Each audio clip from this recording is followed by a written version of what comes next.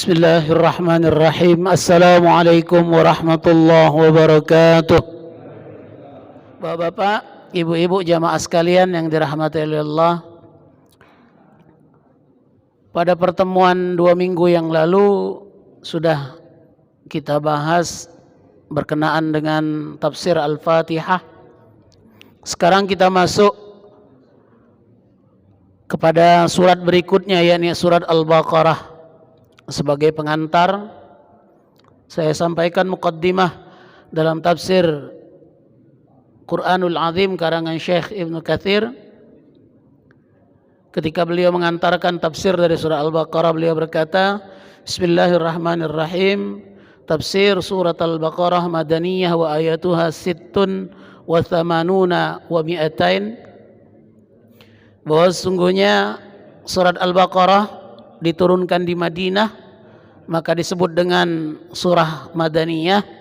Ayatnya ada 286. Dzukira ma warada fi fadliha, banyak disebutkan di sini berkenaan dengan fadilah dan keistimewaan dari surat Al-Baqarah, baik secara kolektif 286 ayat itu atau ayat-ayat pilihan yang ada di dalam Al-Baqarah. Tapi memang disampaikan di sini ada beberapa hadis yang kedudukannya dhaif dan jadi perdebatan akhirnya berkenaan dengan kedhaifan hadis itu. Salah satunya saya sampaikan, salah satunya qala Imam Ahmad haddatsana Amir haddatsana Arim haddatsana Mu'tamar an abihi an rajulin an abihi. Nah, kedudukan rajulin di sini seorang laki-laki, tidak diketahui siapa yang menyambungkan antara ayah dari Mu'tamar dan nyampai kepada Maqil ibni Yasar. Maqil ibni Yasar inilah sahabat Rasulullah. Artinya hadisnya terputus. Bisa jadi karena tidak dikenalnya siapa yang merawikan itu, atau bisa jadi memang hadisnya mauquf sampai di tabi'in. Begitu. Hanya saja memang saya katakan dalam beberapa penyampaian, hadis dhaif itu banyak jenisnya Bapak-bapak Ibu-ibu ya. Tidak seluruhnya dhaif itu pasti tidak bisa dipakai. Mayoritas ulama mengatakan ketika li fadailil a'mal, untuk fadilah dan keistimewaan, untuk memberi motivasi semangat dalam beribadah, maka hadis dhaif pun masih bisa dipakai. Tapi ingat derajat hadisnya. Dhaifnya yang mana? Kalau sampai ke level mungkarul hadis, hadis yang mungkar, atau sampai derajat hadis maudhu', walaupun hadis maudhu' itu bukan hadis sebenarnya, karena hadisnya hadis yang dibuat oleh wong dan disebut dengan hadis palsu. Ya, tapi kalau kedudukan di sini adalah dhaif disebut dengan majhul hadisnya. Tidak diketahui siapa rawi tabi'in yang menyampaikan hadis ini sampai kepada Maqil ibn Yasar. Bapak Ibu ya. Nah, dari Maqil bin Yasar beliau berkata, anna Rasulullah sallallahu alaihi wasallam qaal, bahwasanya Nabi Muhammad sallallahu alaihi wasallam bersabda, al-baqaratu sanamul Qur'an wa dzurratuhu. Bahwa sesungguhnya Al-Baqarah adalah panahnya Al-Qur'an. Artinya sesuatu yang cepat menyampaikan segala sesuatu, dan permata atau mutiaranya Al-Quran. Nuzila ma'a kulli ayatin minha thamanuna malakan.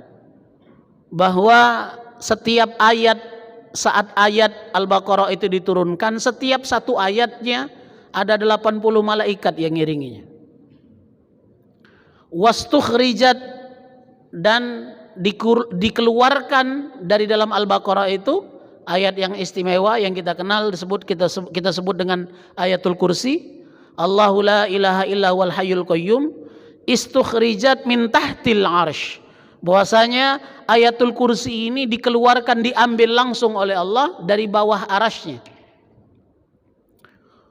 Pawasalat biha au pawasalat bi suratil Baqarah, maka sampailah ayatul kursi ini masuk atau berbarengan dengan di dalam surat Al-Baqarah. Wa Yasin, dan juga dikirimkan berbarengan dengan Al-Baqarah dan surat Yasin, ayatul kursi di dalam Al-Baqarah itu. Qalbul Quran. Jadi kalau Al-Baqarah itu disebut dengan sanamul Quran, sedangkan Yasin disebut dengan qalbul Quran atau hatinya Al-Quran. La yaqra'uha rajulun, tidaklah seorang laki-laki kalau sudah membaca dari dua surat ini, yakni Al-Baqarah dan surat Yasin, yuridullah wad darul akhirah illa ghufira lahu. Saat dia membaca Al-Baqarah dan Yasin hanya mengharapkan Allah dan kebaikan di hari akhir, mendapatkan tempat yang terbaik di hari akhir, illa ghufira lahu, kecuali dikabulkan dan diampuni dosanya. Waqra'u ala mautakum, maka bacakanlah Al-Baqarah dan surat Yasin ini di hadapan mayitmu, orang yang mati di antara kalian. Imparada bihi Ahmad, Imam Ahmad sendirian meriwayatkan hadis ini. Nah, saya katakan tadi, Bapak-bapak, Ibu-ibu ya, jadi ada seorang rawi yang tidak dikenal, disebut seorang laki-laki, rajulun an abihi an Ma'qil ibnu Yasar. Nah, disitulah kelemahan hadis ini. Namun sesungguhnya isinya adalah motivasi bagi kita untuk memperbanyak bacaan Al-Baqarah dan Yasin. Nah, sedangkan Yasinnya sendiri begitu banyak hadis sahih yang menceritakan tentang keistimewaan Yasin. Berkenaan dengan Al-Baqarahnya sendiri, nanti saya sampaikan hadis-hadis sahih yang menunjukkan kehebatan surat Al-Baqarah. Bahkan dalam salah satu riwayat, Rasul memilih di antara panglima perangnya, di antara sekian banyak orang yang hebat itu, yang diunggulkan, yang hafal surat Al-Baqarah. Bahkan seorang pemuda baru berumur 18 tahun dibandingkan dengan yang lain yang lebih piawai, yang lebih dewasa, yang begitu banyak pengalaman, namun karena sang pemuda hafal surat Al-Baqarah, dia yang diangkat oleh Rasulullah untuk menjadi panglima perang. Menunjukkan keistimewaan surat Yasin. Nah, saya sampaikan hadis-hadis yang sahih saja berkenaan dengan surat Al-Baqarah. Yang pertama, di dalam Musnad Ahmad wa Sahih Muslim wa Tirmizi wa Nasa'i min hadisin Syuhail ibnu Abi Saleh an abihi, dari ayahnya, an Abi Hurairah radhiyallahu an, anna Rasulullah sallallahu alaihi wasallam qala la taj'alu buyutakum kuburan, jangan jadikan rumahmu seperti kuburan. Fa innal bait alladhi yuqra fihi surat Al-Baqarah la yadkhuluhu syaitan. Sesungguhnya kata Rasulullah, rumah yang dibacakan di dalamnya surat Al-Baqarah, rumah itu tidak akan bisa dimasuki oleh setan. Wa qala At-Tirmizi, Imam Tirmizi menilai, mentakhrij hadis ini, beliau katakan hasan sahih. Hadisnya hasan dan juga sahih. Wa qala Abu Abdul Qasim ibni Salam, haddatsani ibni Abi Maryam an ibni Luhai'ah an Yazid an Abi Habib an Sinan ibni Sa'ad an Anas ibni Malik. Sampai di sini Anas bin Malik, sahabat Rasul. Qala Rasulullah sallallahu alaihi wasallam, inna syaitana yakhruju minal baiti idza sami'a surat Al-Baqarah tuqra'u fihi. Sesungguhnya setan akan keluar, berlari dari rumah ketika ia mendengar di dalam rumah itu dibacakan surat Al-Baqarah. Makanya bapak-bapak, ibu-ibu sering kuamal ya.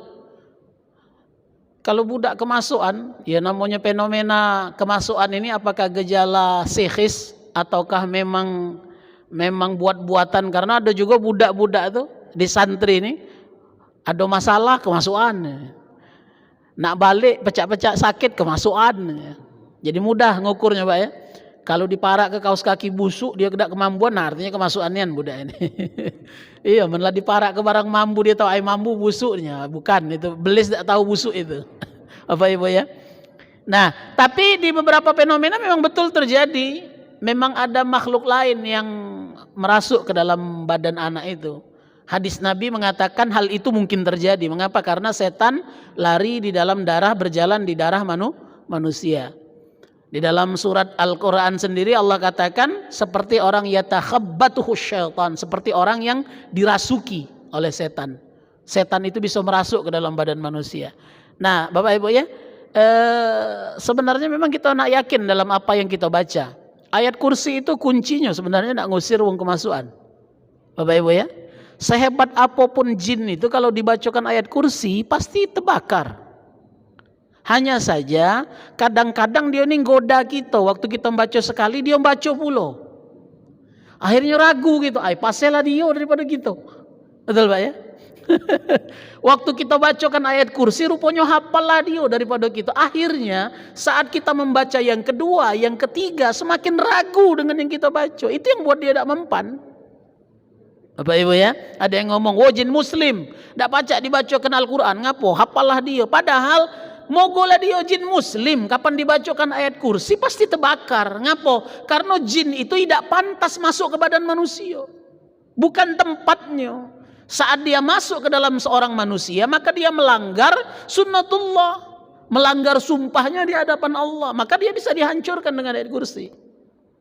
Ya Pak ya? Tapi kebanyakan kadang-kadang kita dewek ragu. Iya yang ku baca tadi la ya'uduhu apa wala ya'u. Nah, kadang-kadang ragu yang kita baca. Itu yang buat dia lagi tidak memakan di budak tadi. Bapak Ibu ya. Nah, sering saya juga mengalami itu. Waktu kita bacakan 7 kali ternyata tidak kata reaksi. Ada juga yang pintar jin ini Pak ya. Waktu kita bacakan ayat dia berlari. Habis yang kita baca masuk lagi. Karena kita cuma baca ngeluarkannya, tidak baca nutup jalan masuknya. Nah itu dimainkannya. Maka sikok-sikoknya kunci Bapak Ibu yang paling mudah yang bisa kita amal tidak perlu nak pakai ajian, tidak perlu pakai, maksud aku nak pakai tenaga dalam segala macam, bacakan surat Al-Baqarah. Sehebat apapun, kalau ayat kursi kan cuma 1 ayat dari Al-Baqarah, entah ke Al-Baqarah 2 juz setengah itu nah. Tidak usah ke jin, kita lagi malak nunggunya panjang 3 jam macam.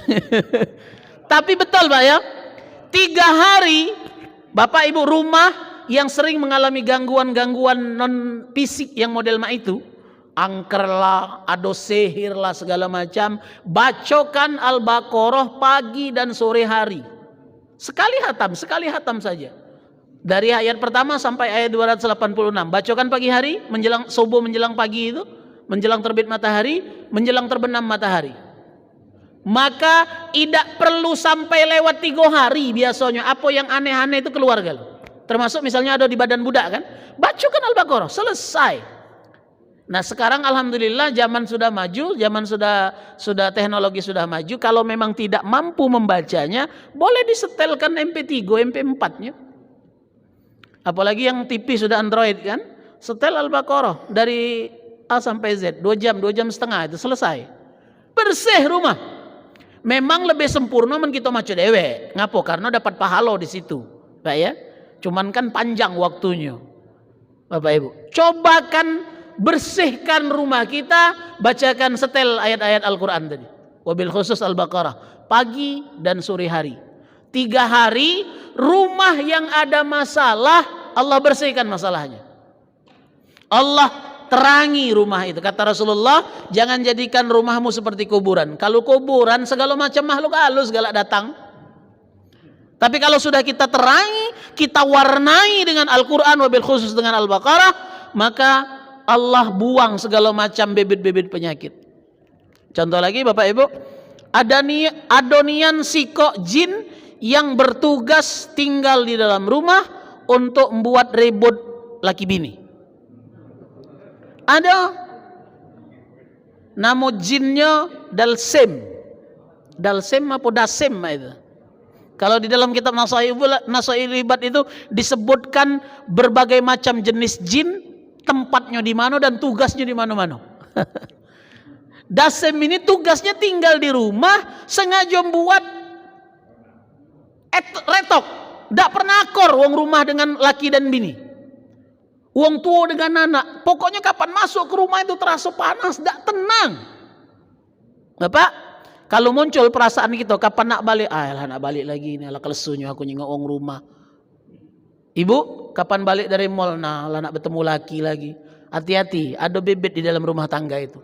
Entah ke surat Al-Baqarah, bacakan surat Al-Baqarah. Pasti akan kamu rasakan perbedaan perasaan itu. Ngapa? Karena makhluk yang nanamkan baro di dalam rumah tangga ini pergi. Tidak ketahan dia dibacakan Al-Baqarah. Janji Nabi tadi, kalau dibacakan Al-Baqarah maka yafirrun. Ada yang mengatakan kalau dia dibaca pagi hari maka sampai sore tidak kata yang bisa masuk ke dalam rumahmu dari bangsa makhluk halus, termasuk sihir, akan lari, akan keluar dari rumah itu. Kalau dibacakan sore maka sampai pagilah aman rumah itu dari makhluk halus. Bapak-bapak, ibu-ibu, tapi jangan dengan mentang-mentang kubolehkan dengan MP3 inilah jadi permudah. Tapi tujuannya coba ibu rasakan sendiri setelah 3 hari pagi dan sore kita setel MP3 Al-Baqarah, suasana rumah akan kamu rasakan jauh lebih nyaman kamu tinggal di situ. Nah setelah itu jangan cukup dengan MP3, kalau baca ada kesempatan baca walaupun tidak sudah 286 ayat, paling tidak setengahnya atau 1 juz boleh. Ajak anak, ajak uang rumah, ajak cucung ngaji Al-Baqarah. Mengapa? Karena Al-Baqarah sanamul Quran. Ada ayat-ayat istimewa di dalam Al-Baqarah yang menjadi pilihan bagi kita untuk mengharapkan perlindungan dari Allah Subhanahu wa taala. Bapak-bapak, ibu-ibu sekalian yang dirahmati Allah. Selanjutnya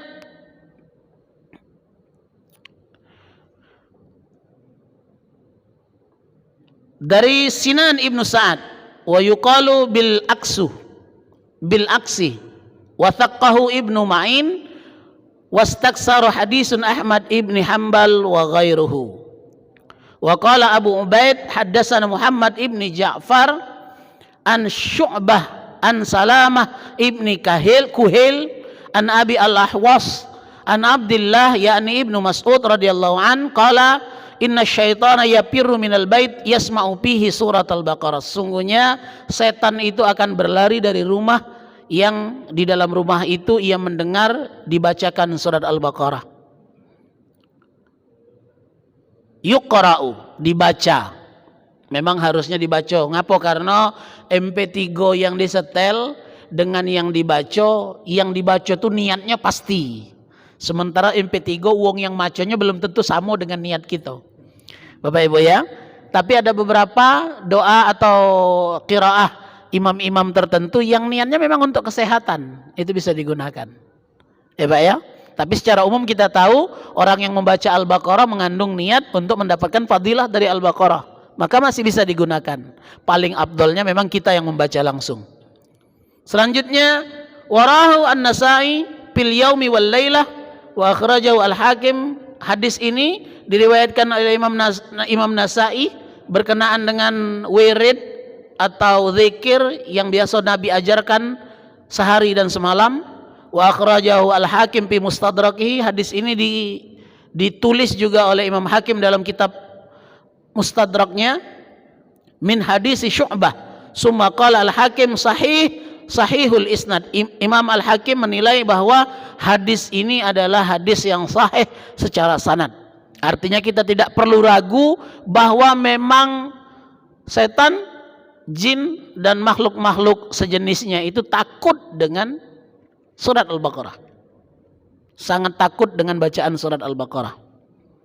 Wa qala Ibnu Mardawih haddatsana Ahmad ibnu Kamil haddatsana Abu Ismail At-Tirmizi haddatsana Ayyub Sulaiman ibnu Bilal haddatsani Abu Bakar ibni Abi Aus an Sulaiman ibni Bilal an Muhammad ibni Ajlan an Abi Ishaq an Abi Al-Ahwas an Abdullah ibni Mas'ud qala Rasulullah sallallahu alaihi wasallam la alpiyanna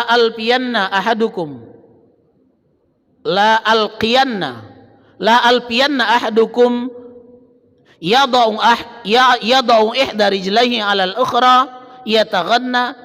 Aku mengingatkan kepada kalian agar jangan sampai kalian lalai meletakkan kaki di atas kakinya yang lain, maksudnya ngangkat kaki sambil bersantai. Yataghanna, kemudian dia bernyanyi-nyanyi. Wa yada' surat Al-Baqarah yaqra'uha, dan ia meninggalkan tidak membaca surat Al-Baqarah. Mengapa? Karena fa inna syaitan yafirru minal baitil ladzi tuqra'u fihi suratul Baqarah. Karena sesungguhnya setan berlari dari rumah yang dibaca di dalamnya surat Al-Baqarah. Wa inna asfarul buyuti al-jaub as-sipru min kitabillah. Karena sesungguhnya apa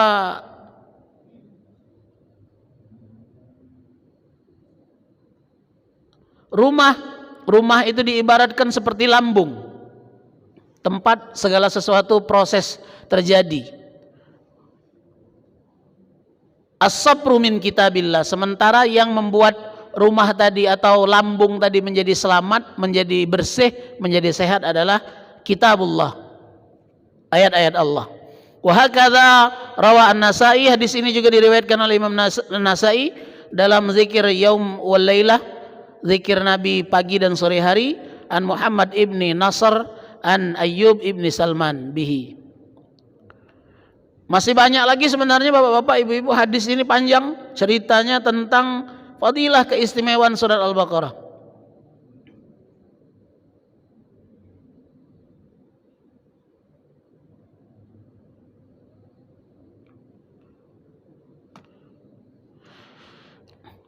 Maka bapak-bapak, ibu-ibu, Al-Baqarah adalah merupakan surat paling panjang di antara 114 surat yang lain. Di antara surat yang menjadi kesenangan Nabi dalam bacaan di salat-salat malam beliau. Kita tahu pernah mendengar riwayat bahwa Rasulullah itu punya kebiasaan baca rakaat pertamanya surat Al-Baqarah, rakaat keduanya Ali Imran. Jadi dua surat yang paling panjang itu dua surat yang paling sering beliau baca di dalam dua rakaat salat tahajud malam beliau. Ada salah seorang Arab Badui, sudah pernah aku cerita ke, bertandang ke Madinah, kemalaman, numpang tidur di masjid, tahu-tahu nyengok Nabi semayang. Nabi semayang sunat, melok dia. Rakaat pertama maca Al-Baqarah, alah kepanjang. Sudah selesai, rakaat kedua maca Ali Imran, alah kepanjangnya. Besok berutuk dia, panjang nian semayang Nabi. Malam berikutnya karena belum balik, nyingok Nabi semayang lagi, nak melok lagi kan. Giliran tegak Al-Fatihah, alam tara kaifa fa'ala rabbuka bi ashabil fil. Gajah katanya. Kemarin sapi bae panjangnya sama itu katanya, apalagi gajah. Berhenti semayang wong ini aja. Ngapa semalam bae bercerita tentang sapi betino 2 jam kena tegak katanya. Nah ini cerita tentang gajah lebih besar daripada sapi betino. Bakal lama ini katanya semayang. Berhentilah juang itu semayang. Jadi cerita ini bukan karangan, memang terjadi. Esok paginya karena orang ini baru masuk Islam jadi tidak tahu, berceritalah dia dengan sahabat. Wahai sahabat katanya, semalam Rasulullah akan bercerita tentang gajah, maka aku hentikan sholat karena aku pikir pasti akan panjang sholatnya. Ketahuilah sahabat itu, kau tidak tahu surat Fil itu cuman 5 atau 6 ayat katanya, bercerita tentang pasukan gajah. Sementara Al-Baqarah, mengapa disebut dengan surat Al-Baqarah? Karena di antara cerita di dalam Al-Baqarah menceritakan tentang sapi betina yang ada di dalam tradisi orang Yahudi. Ada 3 cerita tentang sapi di dalam surat Al-Baqarah ini. Yang pertama tentang sapi betina sesembahan yang dijadikan sesembahan wong Yahudi saat Nabi Musa naik ke Bukit Tursina. Bapak Ibu ya, saat Nabi Musa dan Harun naik Bukit Tursina, ketika Nabi Harun turun disuruh jago, malah dia melihat fenomena orang Yahudi ini nyembah sapi betino. Dan betul Bapak Ibu ya, sapi betino ini ternyata patung ini diambil oleh salah seorang, ada yang mengatakan dia inilah yang menjadi Dajjal nanti Bapak Ibu ya, yang melok ngintip Nabi Musa naik ke pucuk. Nabi Musa pingsan, dia melok pingsan, tapi dia lebih dulu bangun. Dia ambil di antara semak-semak terbakar itu ada bebatuan yang berongga, dan ketika dilewati angin menimbulkan suara seperti lenguhan lembu, lenguhan sapi. Maka batu inilah yang dibawanya turun dan dikatakan inilah suara Tuhan. Dimasukkan di dalam apa? Di dalam patung dari emas berbentuk sapi itu, setiap kali angin lewat, dan memang ada campur tangan setan di situ untuk merubah, mempengaruhi keyakinan orang-orang Yahudi. Akhirnya ketika angin lewat memang terdengar seperti sapi itu hidup, bersuara, manggil, melenguh. Itulah yang disembah.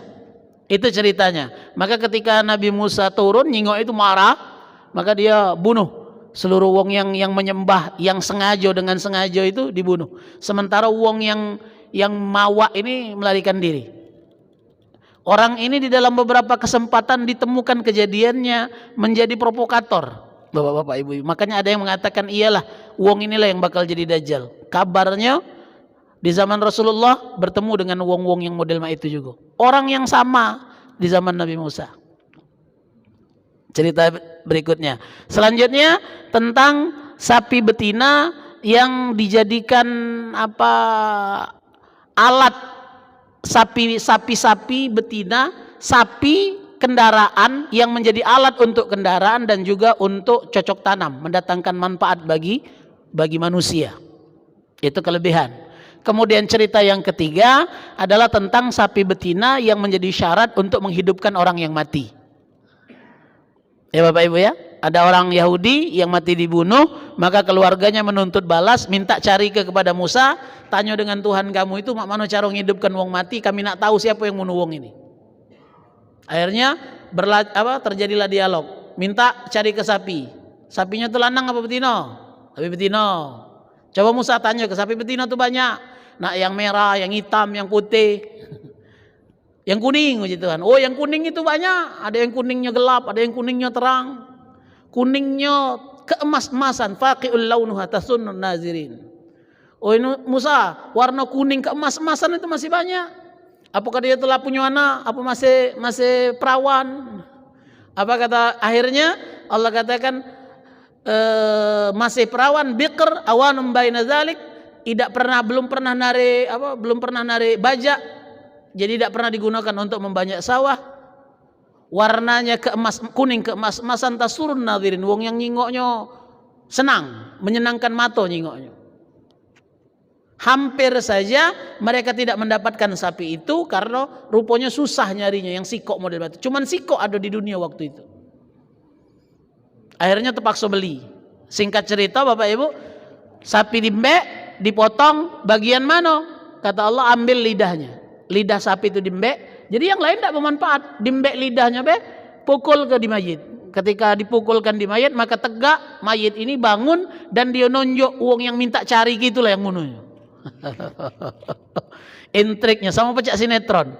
Rupanya yang minta nuntut balas inilah yang sengaja bunuh uang ini agar dia mendapatkan waris dari mayit ini.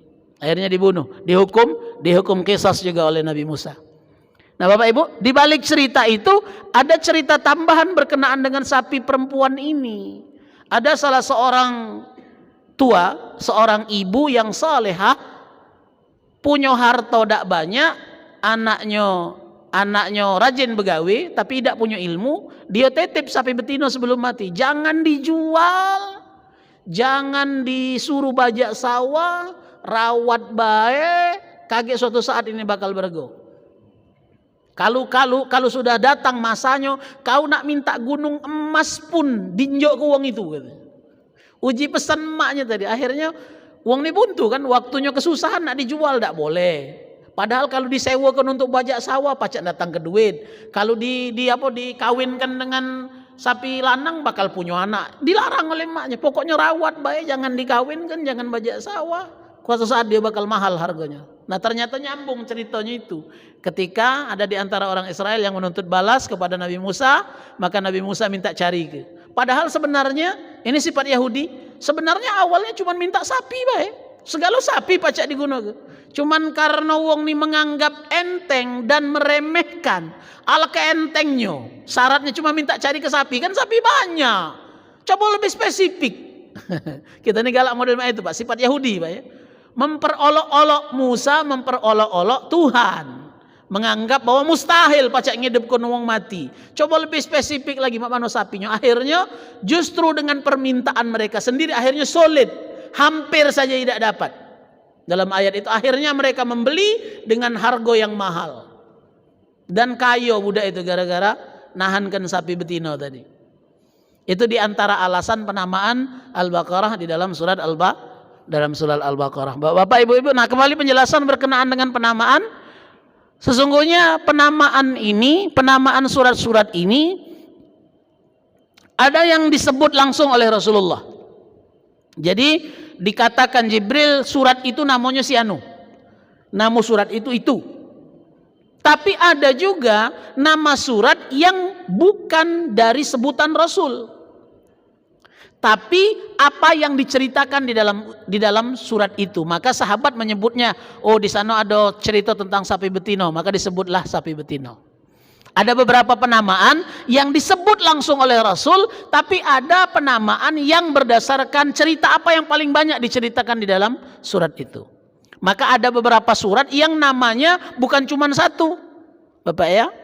Ada yang apa contohnya? Misalnya At-Taubah. Ada yang mengatakan Al-Bara'ah. Nyebutnya berbeda-beda. Ngapa? Karena berkenaan dengan penamaan surat, tidak 114 surat itu semuanya disebut oleh Rasul namanya. Tidak disebutkan namanya langsung. Ya Pak ya. Ada yang ijtihadi, pendapat sahabat, dalam kodifikasi akhirnya disebutlah surat ini, surat itu. Penamaannya dinamakan seperti itu. Dan akhirnya 114 surat ini punya nama galo-galo. Walaupun ada yang berbeda-beda. Selanjutnya berkenaan dengan Al-Baqarah. Al-Baqarah dimulai dengan al-ahruf al-muqatta'ah. Alif, lam, mim. Kita tahu di dalam beberapa surat juga sama dimulai dengan huruf-huruf yang seolah-olah tidak bermakna. Mengapa? Karena tidak atau belum bisa diartikan. Pun jika seandainya diartikan, masih terjadi perbedaan dalam pemahaman arti itu. Mengapa? Karena tidak ada kalimat itu dalam kalimat yang bisa dimaknai di dalam bahasa Arab. Maka dia disebut dengan al-ahruf al-muqatta'ah. Huruf-huruf yang terpotong-potong, tidak memiliki makna. Jadi kalau bapak-bapak, ibu-ibu buka terjemahan Departemen Agama, ketika sampai di arti atau tafsir dari alif lam mim, semuanya mengatakan hanya Allah lah yang tahu. Wallahu a'lam bissawab. Hanya Allah lah yang tahu arti dari alif lam mim, alif lam ra, apalagi kaf, hab, ya, ain, sad, nun, sad, qaf. Padahal mayoritas ulama tafsir mengatakan tidak mungkin Allah meletakkan satu huruf di dalam Al-Quran jika tidak bermakna. Mengapa? Karena kata Rasulullah, Al-Quran itu pahalanya dihitung per huruf. Bapak Ibu ya, satu huruf Al-Quran 10 kebaikan Allah berikan. Kata Rasulullah, yang kusebut dengan huruf itu bukannya alif lam mim, tapi alifnya sehuruf, lamnya sehuruf, mimnya sehuruf. Jadi kalau kita baca alif lam mim, artinya 3 huruf yang kita baca 30 kebaikan sudah kita dapat ke. Bapak, Ibu, alif lam mim itu satu ayat pertama dari Al-Baqarah. Alif lam mim. Jadi kalau seandainya imam membaca surat pendeknya, Bismillahirrahmanirrahim, alif lam mim, Allahu Akbar, cukup, sudah sempurna. Cuman kita tanya ke alif lam mim kau tuh alif lam mim Al-Baqarah apa alif lam mim Sajadah?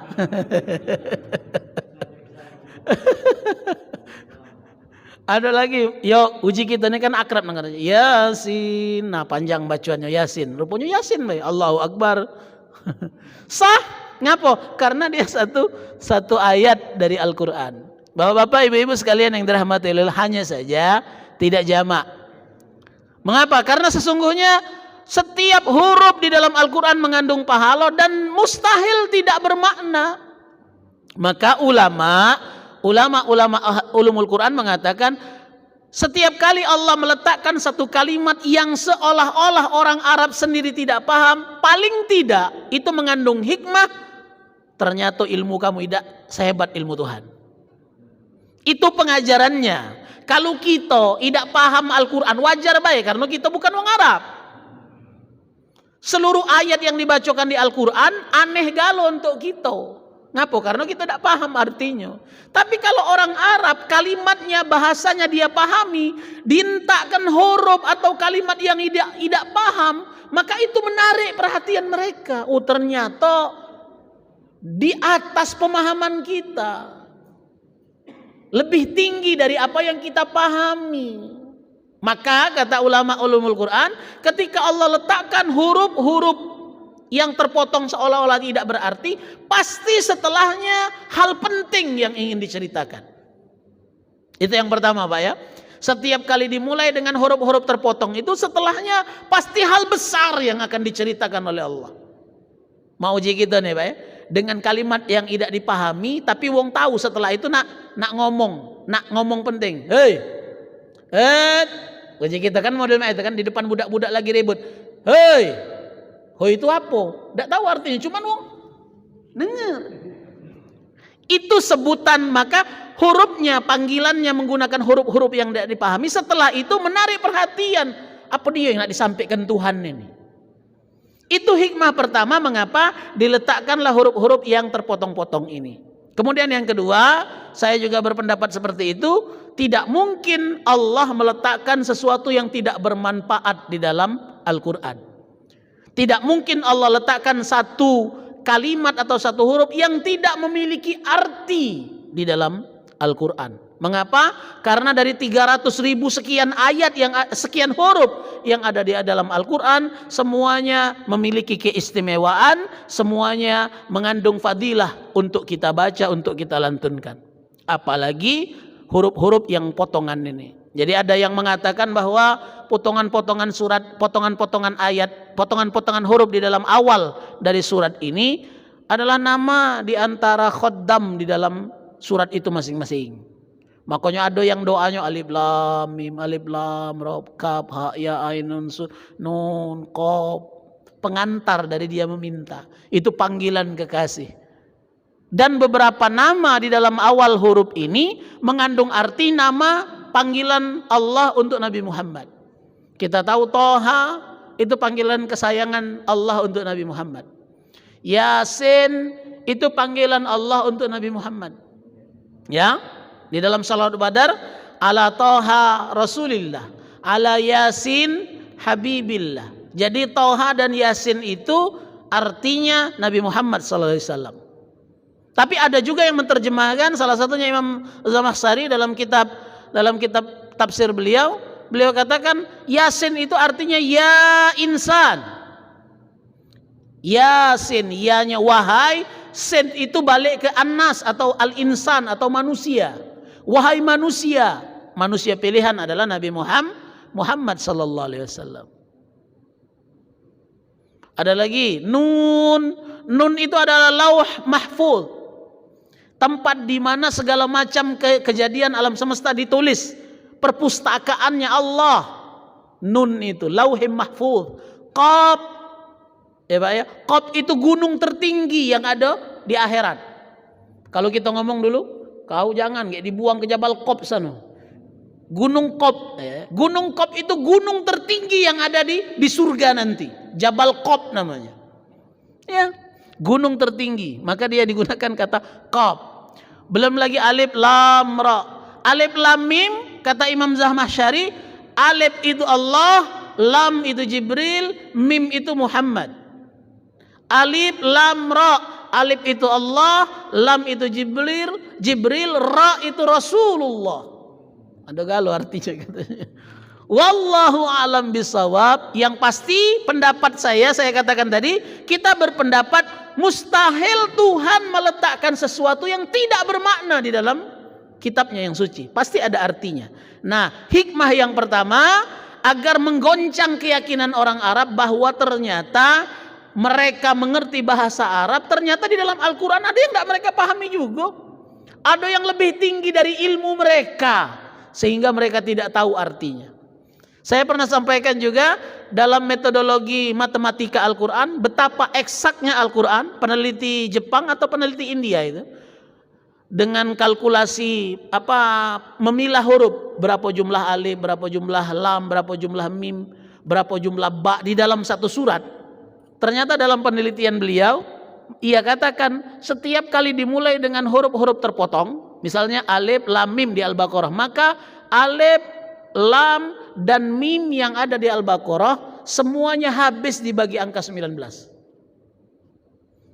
Angka 19 itu menunjukkan kalimat huruf angka yang paling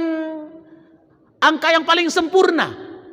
Bapak Ibu, angka 19 kalau di judi jebot itu mati namanya. Kalah kan? Kalau kiu hebat. Tapi kalau 19 dalam agama kita itu agak angka paling sempurna. Mengapa? Dah aku tahu, Pak. Dulu kecil sempat nakal juga, Pak. Ya. Angka 1 gambaran tentang Allah, angka 9 angka paling tinggi di dalam angka yang kita kenal. 19 adalah angka paling sempurna di dalam agama.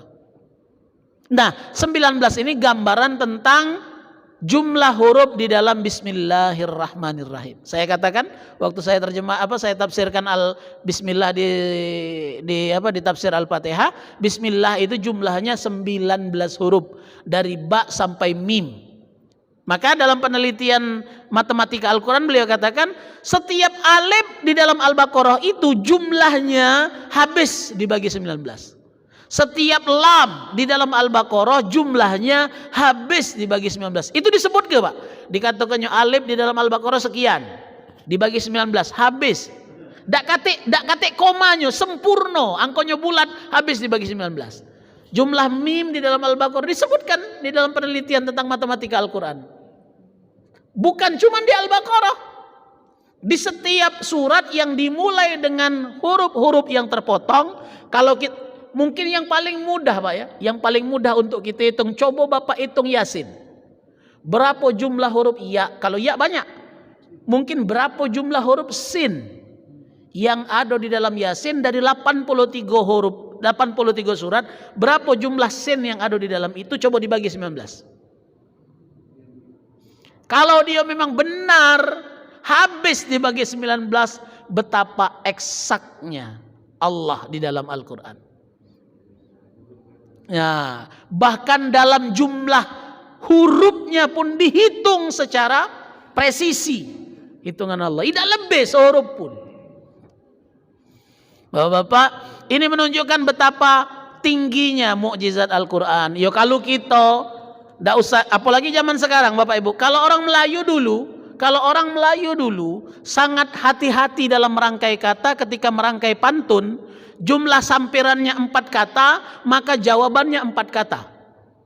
Kalau dia sampirannya 3 kata, yang intinya 4 kata, maka dia disebut dengan pantun tidak sempurna. Ngapa? Karena berbeda sampiran dengan intinya.